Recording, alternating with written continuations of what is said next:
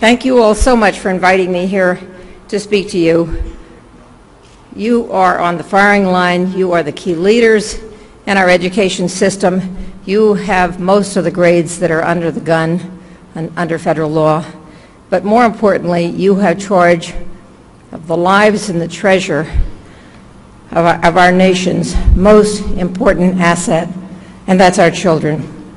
You're called upon to love them, to nurture them, to help them learn what matters most in life. Of course, you must equip them with the academic skills, but you do so much more. You help them grow and develop in healthy ways. You teach them to cooperate, to share, to care for one another, to respect themselves and respect others, to be honest, to be truthful. You must nurture their love of learning. You help them become good citizens. You help them become good people. That's what matters most. Unfortunately, that can't be tested. So we don't measure what matters most. But you will be judged by what can be measured. Your fate, the life of your school, will depend on your students' test scores in reading and in math. Our policymakers have decided to make test scores the most important outcome of schooling. They're wrong.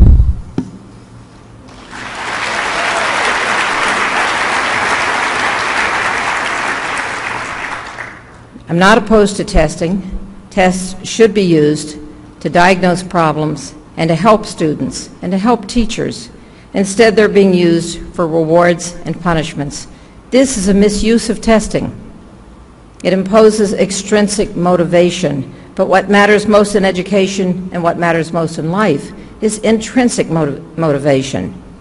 This organization runs because of people who volunteer. They care. They have passion for their work. Whether people are students or teachers or citizens, they work much harder and they work much smarter when they work with passion, with conviction, and with a sense of purpose. As professional educators, you know that you must value the whole child. Children come to school with a bundle of strengths and weaknesses. They're not blank discs waiting to be programmed by you. Each one of them is different. Each one of them has his or her own personality and needs. But policymakers don't ever talk about the whole child.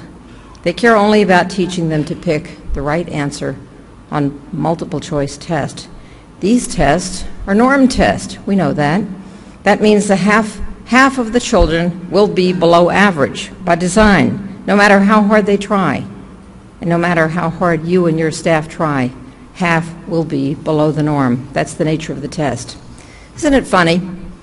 America became the most powerful economy in the world, the most creative society in the world, long before we had any standardized test.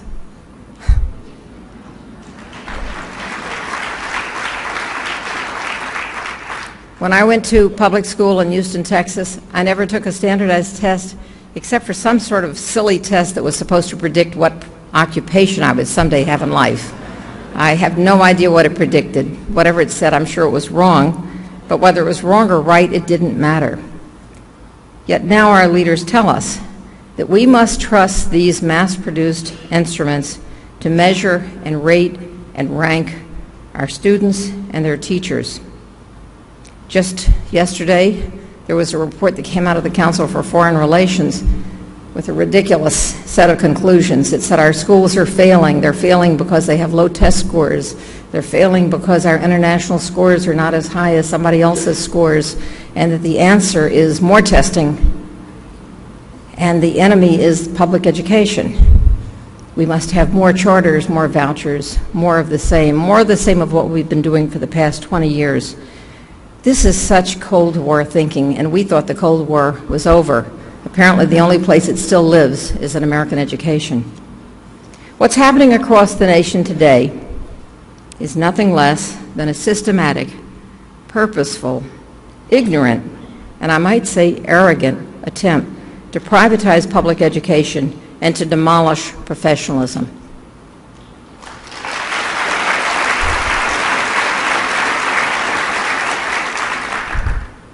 It took us 200 years to build a public education system open to all. in every community, and these people want to tear it apart within a generation. This is wrong. In state after state, governors and legislatures are adopting policies and enacting legislation that expand the private management of public schools, that introduce for-profit providers of instruction, online charters, other kinds of for-profit organizations, that remove all job protections from teachers, that make it easy to fire principals and teachers based on test scores, that cut educators' salaries and their pensions and their benefits, that cut staff, that slash funding for services that children need, and that make the very survival of your schools dependent on test scores. And as these trends gather momentum, you are compelled to ignore your best professional judgment about the needs of children and turn your school into a testing center. No high-performing nation in the world is doing these things. None of them is embarked on a path to demoralize professional educators. None of them is handing public schools over to private management. None of them is introducing for-profit corporations into instruction. None of them is using student test scores to rate teachers and to close schools. Your success as principals depends on having a solid team of teachers in your school, a mix of experienced veterans and newcomers who can learn from the veterans. As a principal, you are the leader of a team of professionals, not the manager of a factory. Collaboration, not competition, is key to your success as a leader.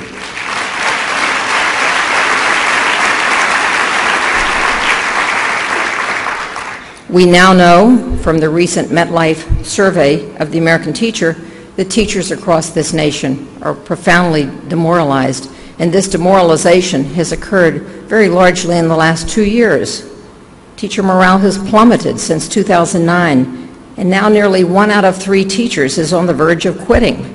1 out of 3 would be 1 million teachers leaving. How would we replace them? This is insane. This is not reform. It's insane. How do you maintain the morale of your staff when policymakers keep lashing out at you and your teachers and blaming you for the ills of our society? One of the prominent economists at Stanford says that the way to improve our test scores is to fire 5 to 10% of teachers who get low test scores. What will that do to the morale of your staff? Are they necessarily the worst teachers? Where does your judgment figure in? It doesn't.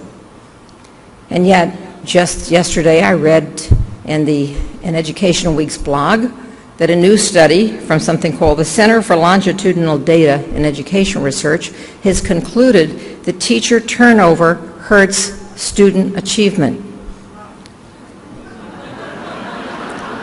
So put those two together.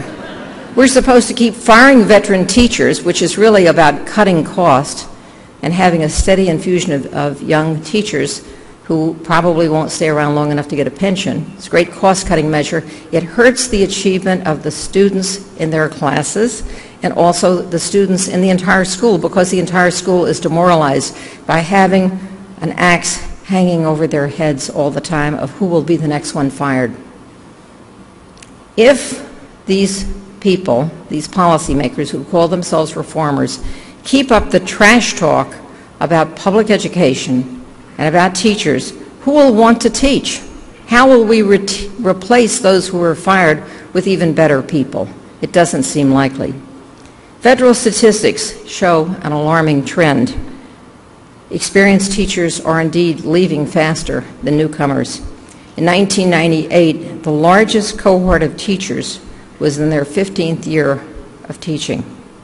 By 2008, 7 years into No Child Left Behind, the largest cohort of teachers was in their first year of teaching.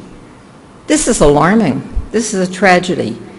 This nation cannot continue to degrade and vilify its public schools and its educators and expect that it will improve education.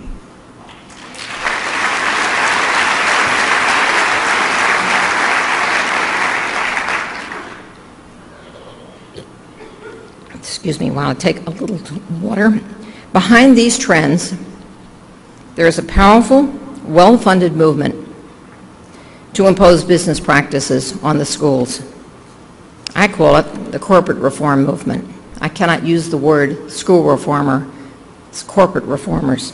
The corporate reformers treat the corporate reformers treat schools as if they were shoe stores or burger chains. They can be open and closed, relocated, it doesn't matter.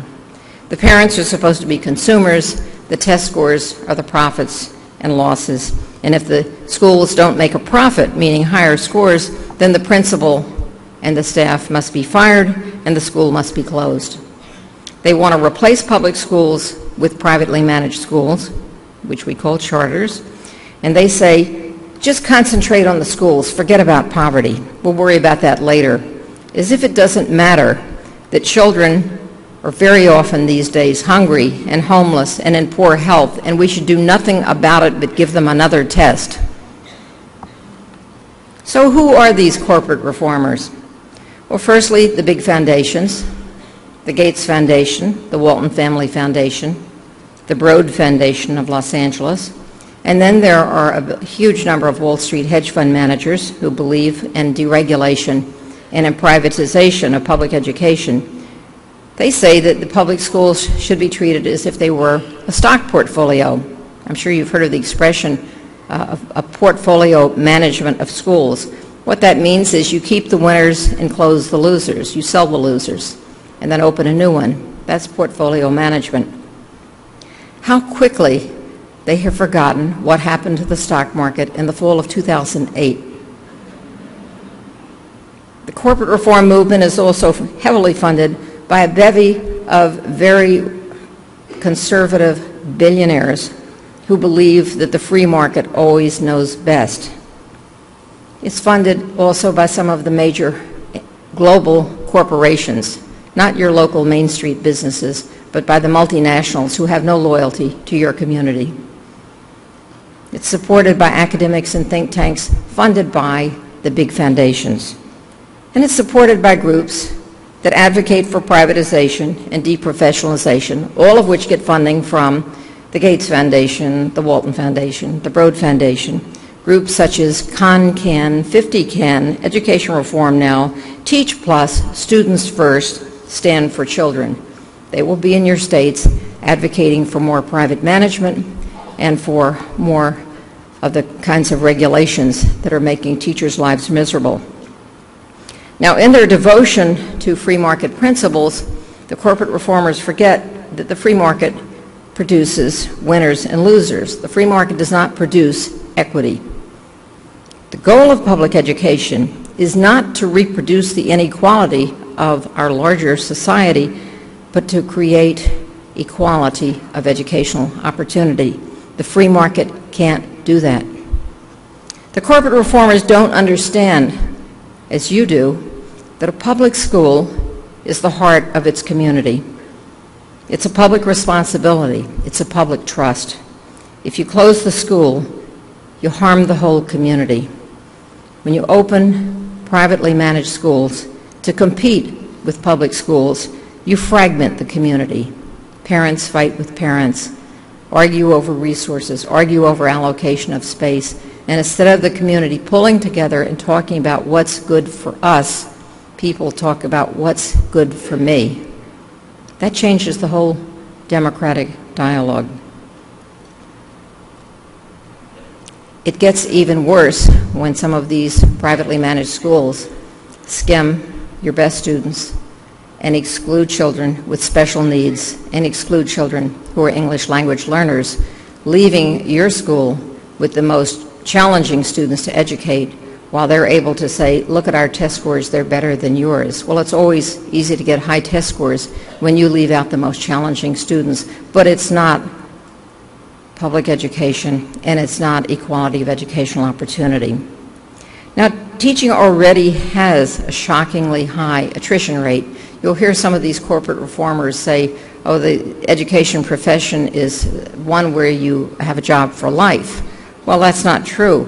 40 to 50% of those who begin teaching are gone within the first 5 years. Some of them, in fact, were fired, and some of them realized it wasn't the right job for them. But there is no profession in this country that has a 40 to 50% turnover rate in the first 5 years. And of course, this destabilizes schools. We should be aiming to make teaching a more stable and a more attractive profession where people enter teaching with a commitment to a career, not just in search of an interesting experience. To comply with the requirements of No Child Left Behind, many districts have had to close schools because of their low test scores. Most of the closed schools serve disproportionate numbers of children who are poor, who have English language learning needs, or who are special education students. If you try to explain to the corporate reformers that schools serving children with high needs are not likely to get the same scores as schools in affluent suburbs, and that these schools need extra staff and extra resources, not punishment, the corporate reformers will respond that you're making excuses. You know you're not making excuses, it's reality. The corporate reform movement operates on the assumption that schools can be reformed not by more experience and not by more professionalism and not by adequate resources, but by offering more carrots and sticks. I like to point out that carrots and sticks work best with donkeys.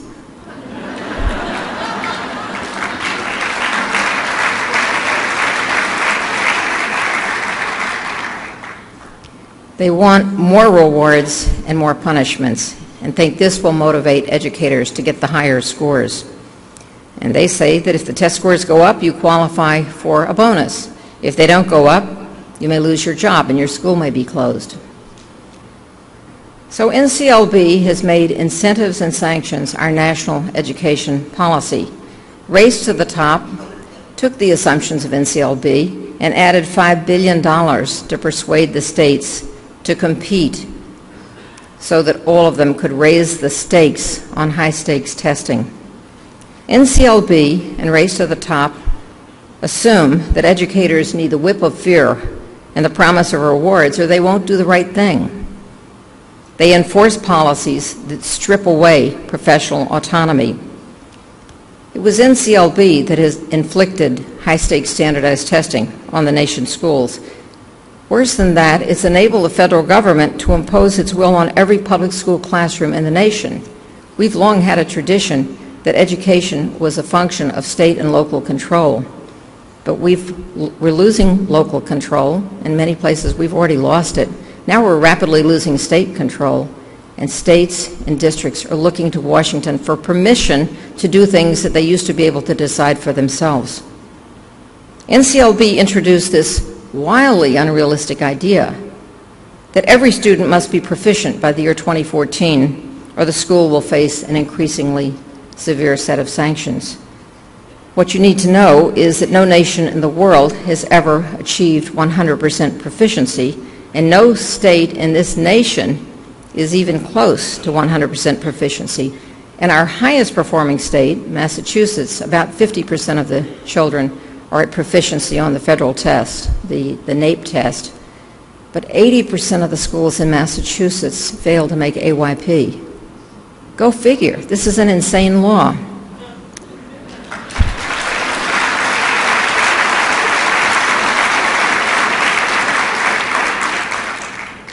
One sure legacy of NCLB is that it has served to delegitimate public education. It has generated a false sense of crisis.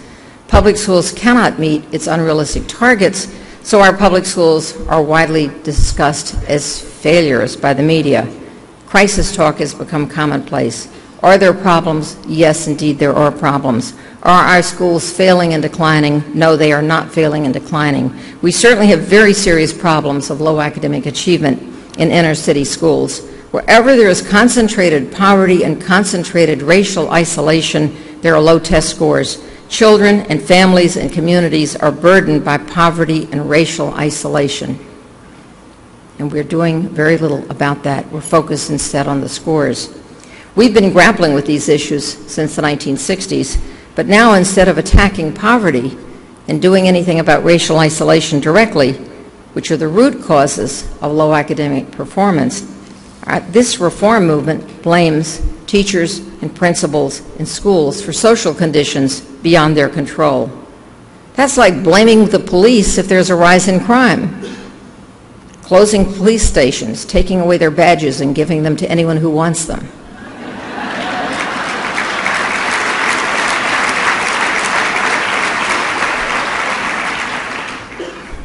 Setting unrealistic targets and then putting extreme pressure on educators to meet them can lead to cheating, as it did in Atlanta and in Washington, D.C. Some people will do anything to keep their jobs, pay their mortgage, and feed their children. This is wrong. It's wrong for them to do it, but it's wrong to create that kind of a system. High-stakes testing also causes schools to narrow the curriculum, depriving children of the arts, of physical education, of everything they enjoy doing. I've yet to meet a child who said, "I can't wait to get to school for the testing." And yet we're cutting out the very things that children love and that bring them to school joyfully. This is not the first time that American schools were believed to be in crisis. There was a crisis in the early decades of the 20th century, and the critics said that the schools were failing to teach industrial education. There was a crisis in the 1920s because the schools were terribly overcrowded with non-English speaking children as a result of a huge wave of immigration. There was a crisis in the 1950s when the schools were blamed for Sputnik, and the critics said Johnny couldn't read, Johnny couldn't write, and Johnny couldn't do math. There was a crisis in the 1960s when critics said that the schools were failing because they were boring. And then another in the 1980s when a federal commission declared that our nation was at risk because of our schools, and we were supposedly falling behind the global competition because of our schools. And on we've had crisis after crisis. But until now, no one ever thought that the solution to the crisis was to privatize public education and invite for-profit corporations to run the schools. So again, now we are in crisis because our public schools are under attack, and this is unprecedented. The degree of hostility coming from the media, coming from all these heavily funded organizations, is unprecedented in their efforts to change the nature of education in this country. At present, more than half of our public schools have been labeled failures by NCLB. And as we get closer to the year 2014, if that law has not been amended or repealed, the number of failing schools will continue to rise. It will get very close to 100%. I can't think of another national legislature in the world that has ever passed a law guaranteed to stigmatize every one of its public schools. This is an insane law.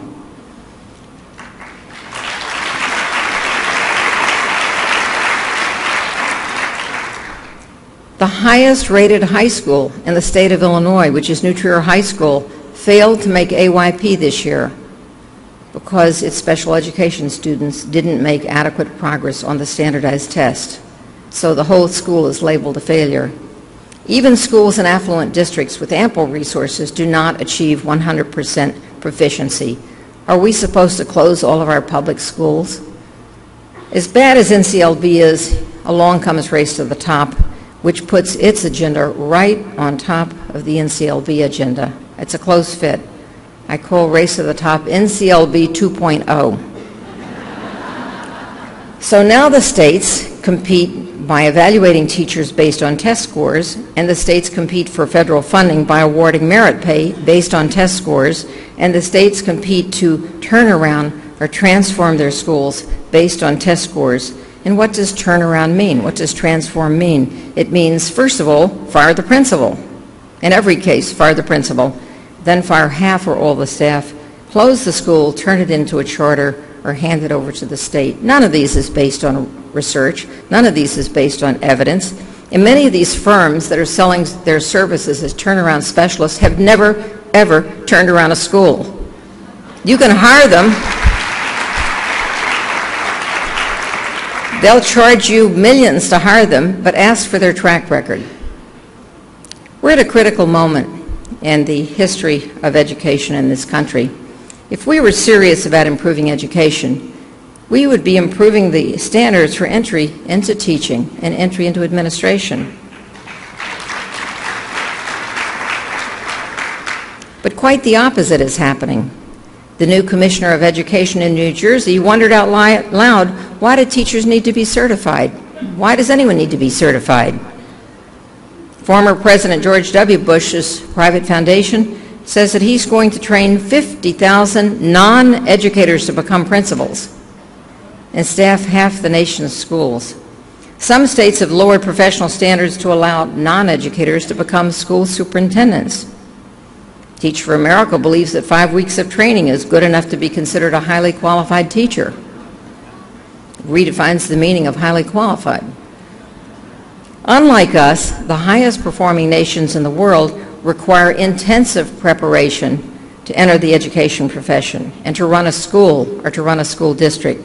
When I was in Texas last year, I was driving around my hometown of Houston. I saw a billboard that said, "Want to be a teacher? Go to this internet site where you can pay $395 down. You'll soon be in the classroom." Sure enough, I went to the website, and it was true. For a total of $4,000, anyone can take online courses, never interact with a child, and become approved to teach in Texas without any further training or education. Makes a lot of sense. Last year, Bill Gates went before the nation's governors, and he said to them that we shouldn't pay teachers extra for either a master's degree or for experience, and Arne Duncan quickly agreed with them. According to them, neither advanced education nor experience raises test scores, so they don't deserve extra compensation. But I ask you, how will it improve education if teachers have less education and less experience? It won't. One of the consistent findings of education research is that first-year teachers are the weakest teachers.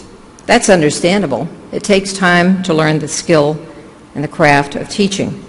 But it's wrong to load up a district with large numbers of inexperienced teachers, getting rid of the veterans whose help they need.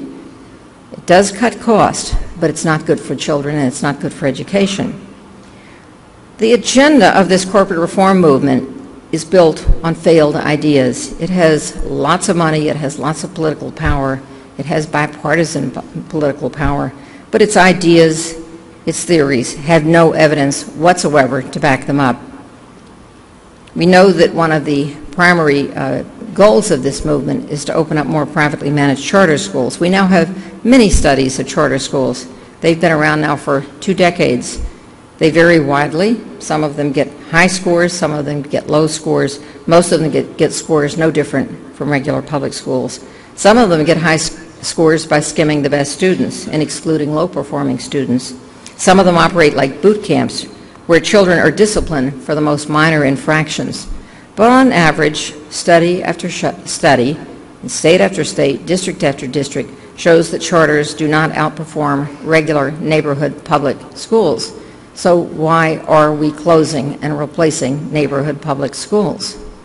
The best-known national study, which was funded by the charter-loving Walton Family Foundation, concluded that only 17% of charters outperformed the traditional public school. 37% of them were worse, 46% of them were no different. And study after study confirms the basic finding that charters are no silver bullet, no better than the neighborhood public school, contrary to that horrible propaganda film Waiting for Superman. In many states, the corporate reformers are promoting something called the parent trigger, or parent empowerment law. It may be coming your way. So far, only California and 1 or 2 other states has passed it, and despite all the hoopla around the parent trigger, there has yet to be a single school that has been converted by the parent trigger. The idea of the parent trigger is that if 51% of the parents sign a petition, they can take control of the public school and hand it over to a charter management company. Who do you think is funding the parent trigger? Not parents. It's being funded by these big foundations, by an organization in California funded by the Gates Foundation, the Broad Foundation, and the Walton Foundation. So I think this is a terrible idea. What I say is public schools belong to the public. 51% of parents do not have the right to give them away or privatize them. This is a transparent ploy by the corporate reformers to create more opportunities for charter schools. They recently tried it in Florida, and just 2 weeks ago, a coalition of parents and educators stopped them.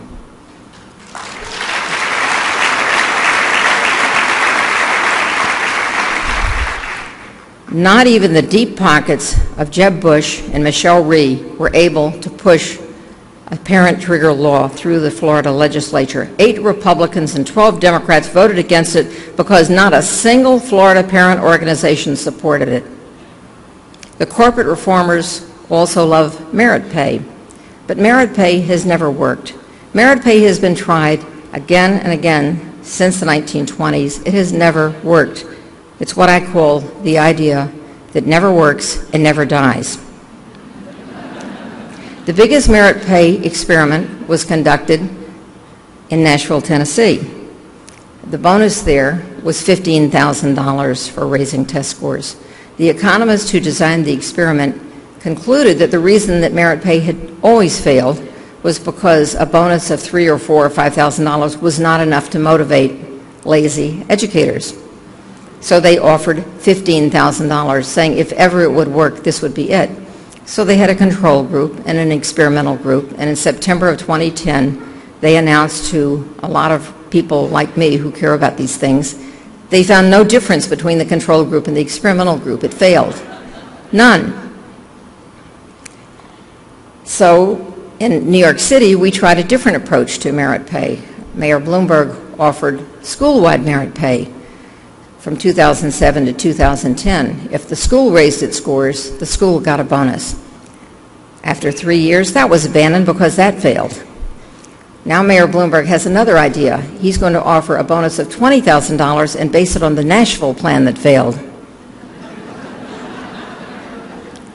There was another study of merit pay just came out of Chicago about 2 weeks ago. Merit pay failed there too. You know, the reason it keeps failing is because teachers don't want to compete with one another. They know that they must work together.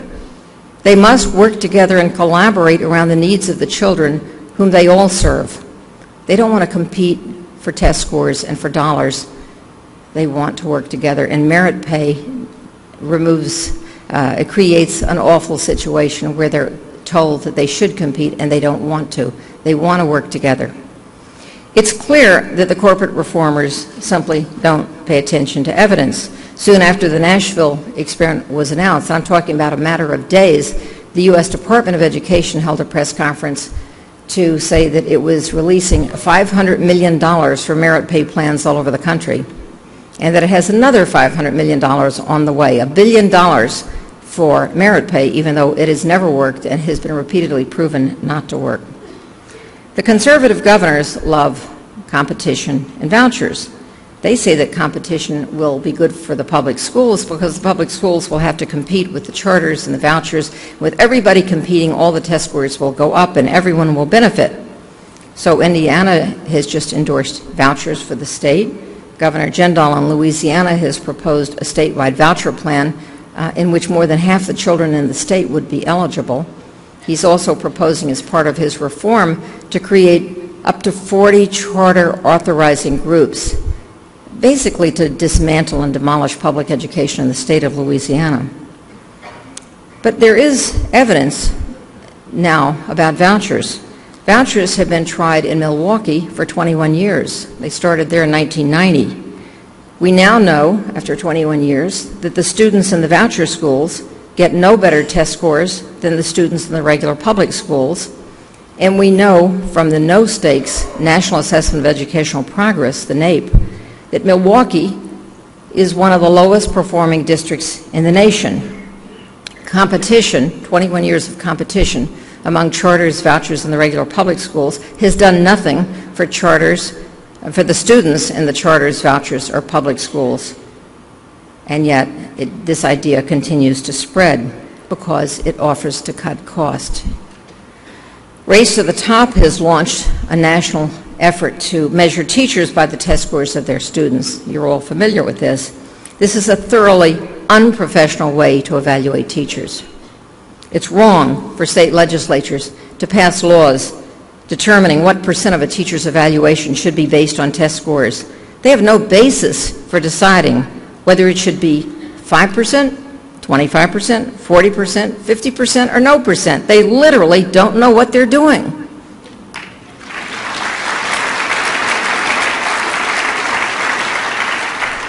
There's no science here. There's no evidence. It's all seat of the pants. How can we demoralize teachers the most? Imagine passing a state law declaring that doctors will be evaluated by what % of their patients recover. Well, it's better to be a dermatologist than a heart surgeon.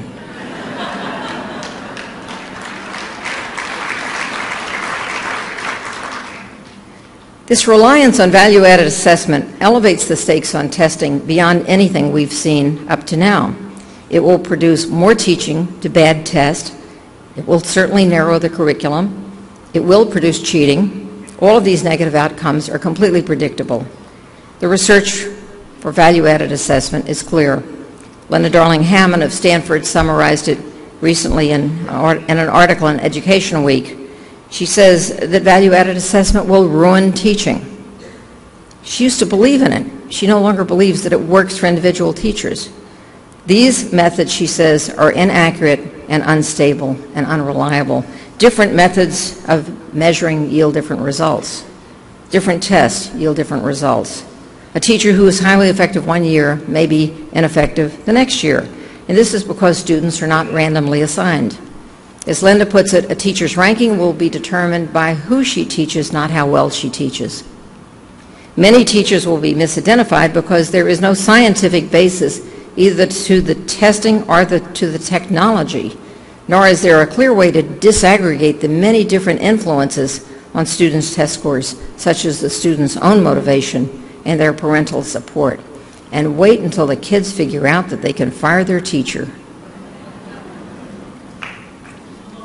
Standardized tests are not perfect measures of student learning.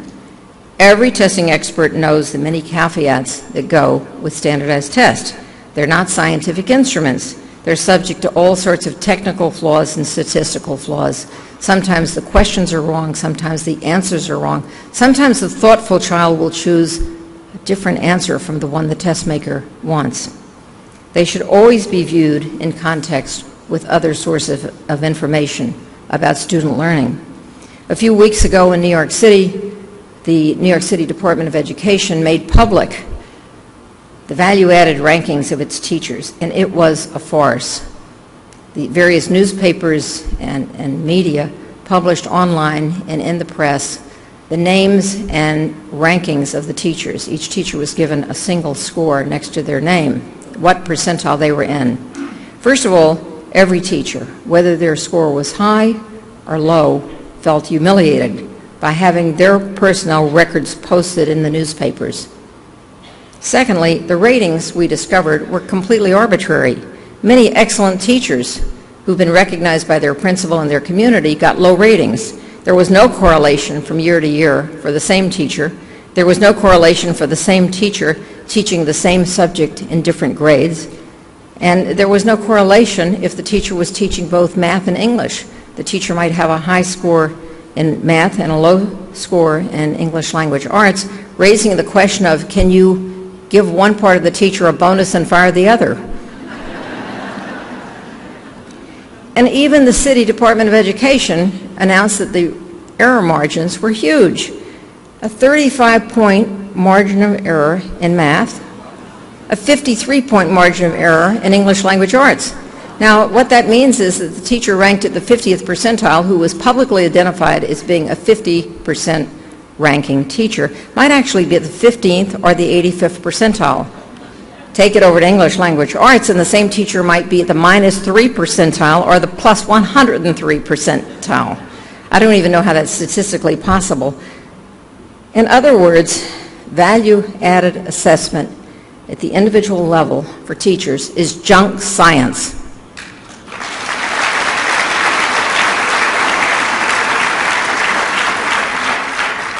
And what happened in New York was that the scores were subject to a Freedom of Information Act request by the New York Post, which is owned by Rupert Murdoch, who is now selling technology to the schools. And the New York Post published every score for all the cities, for every teacher who was ranked. And they had a front page story a day later with a photograph of a woman who was identified as the worst teacher in the city. And the reporters came to her door and pounded her door, and she had to call the police to have them leave her alone. And they went to her father's door and they said, "Do you realize your daughter is the worst teacher in the entire city of New York?" And it turned out that she teaches English language learners. She teaches children who are new immigrants, and they rotate in and out of her class as they learn the language. And these tests for this teacher mean nothing. But she has been subject to this terrific harassment. It's just terrible. There's another problem with the rush to evaluate teachers by student test scores, and I'm sure many of you have seen this, and that is that most teachers do not teach tested subjects. In New York City, where there's some 80,000 teachers, something less than 20,000 of them were subject to value-added assessment. Many states and districts now want to solve that problem by developing new tests for everything. So there will be tests, pre-tests and post-tests for dance and for music and for art and for drama and for physical education and for history and geography and science. Whatever is taught will be tested. This is so wrong. This will be a massive waste of money, and children will spend more time taking tests than being taught. That makes no sense.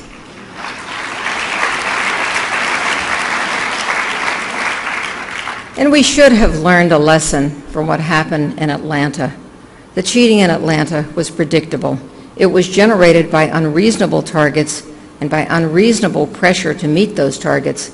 Educators were told that if they didn't meet their targets, they would be fired. They were praised if they met them. They were humiliated if they didn't.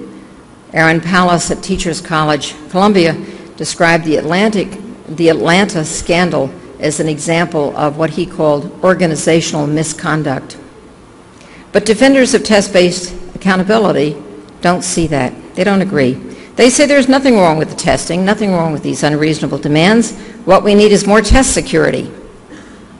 The testing companies will be happy to supply that along with the test, the interim assessments, and all the test prep materials that you're buying.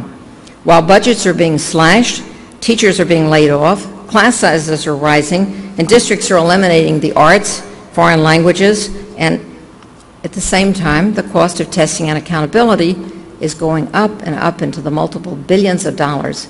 We are so confusing our priorities in education by design. All of this is sheer madness. One of the highest performing nations in the world is Finland, which I visited last September. It does not use any multiple choice standardized test. Schooling from primary school through grammar school and into high school is considered a standardized testing-free zone. Children, of course, take tests, but they're teacher-made tests. Finland does not motivate its teachers with rewards and punishments, since it has no test scores on which to base any rewards or punishments. It took the time in the 1970s to build a strong professional teaching force. And in contrast to our teacher turnover, Finland has virtually no attrition from teaching. Principals and teachers work closely together in collaboration. They exercise their professional judgment. They even belong to the same union.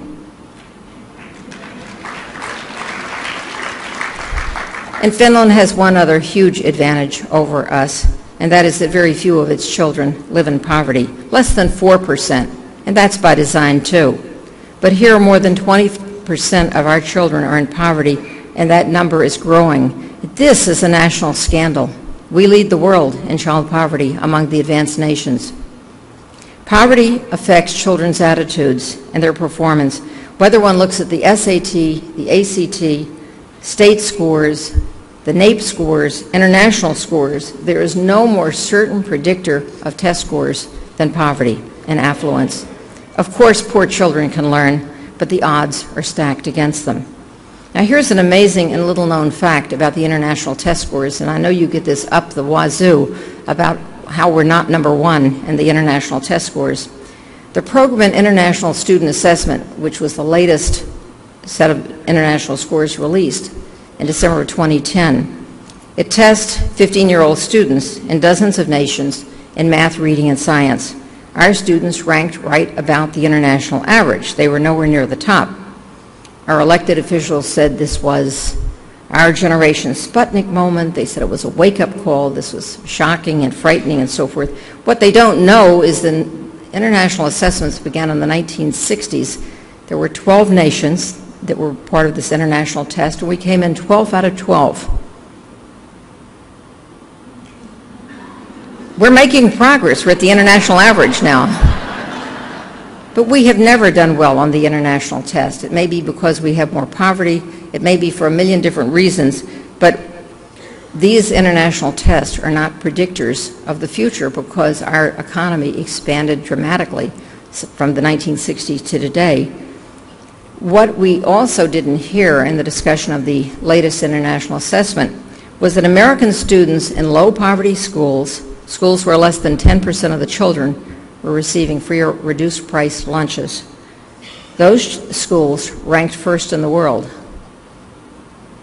well ahead of the schools of Finland, Korea, and Japan.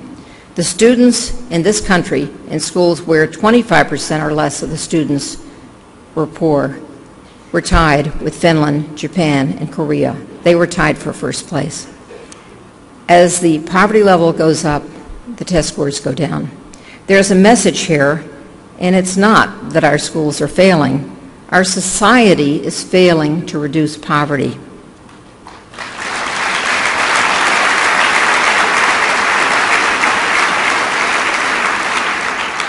Our society is failing to give children and families the help they need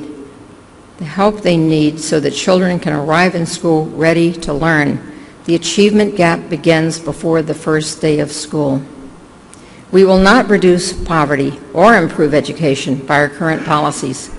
Firing teachers, firing principals, and closing schools does nothing to reduce poverty. It also does nothing to improve education. Stripping the teachers of any job protections and basing their evaluations on these narrow test scores will not improve education. Expanding vouchers and charters will not improve education.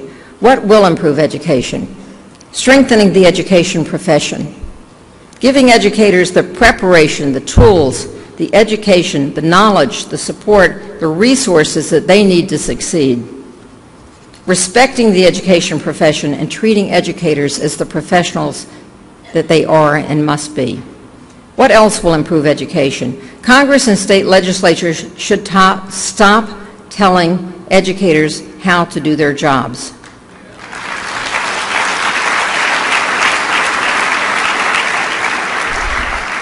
They should stop because they lack the knowledge and competence to do it. The U.S. Department of Education should stop telling states how to reform their schools. They lack the knowledge and competence to do it. Congress should fully fund the 40% of the cost of special education that they promised 35 years ago.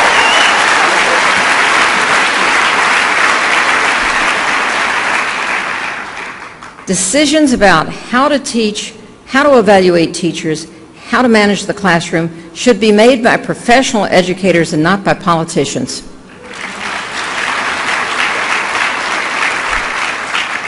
Every school should have a full, enriched, and balanced curriculum. Every student should have the chance to engage in the arts, to study history, to study civics and literature, to learn about science, and to master a foreign language. Standardized tests should be used sparingly for diagnostic purposes, not for rewards and punishments. Students should be assessed by demonstrations of what they know and can do, such as essays, research projects, presentations, not by their ability to pick one of 4 bubbles on a standardized test.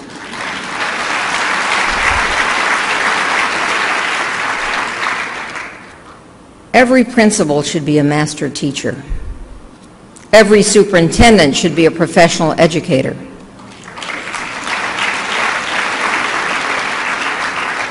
The policymakers need to start listening to educators. Listen to the people who do the work of education. Educators, not hedge fund managers, not foundation leaders, not pundits, not think tank gurus. Educators are the experts about education.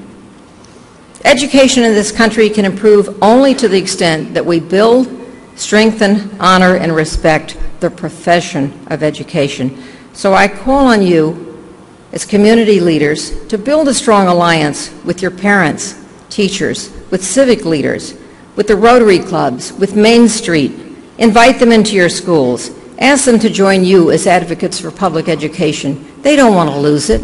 Don't let the multinational global corporations and these massive concentrations of wealth in other states and other places take away your public school from your community.